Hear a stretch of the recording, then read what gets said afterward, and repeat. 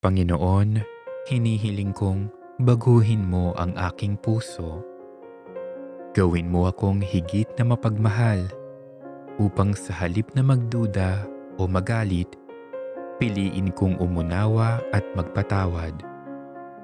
Gawin mo akong higit na matapat upang tuparin ko ang aking mga pangako at maging tapat hindi lamang sa aking kapwa, kundi lalo na sa iyo.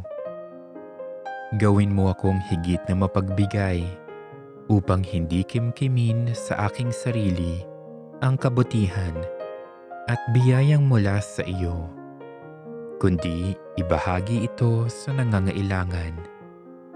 Gawin mo akong higit na matiisin upang sa oras ng pagsubok hindi ako sumuko, kundi manatiling nagtitiwala sa iyong biyaya.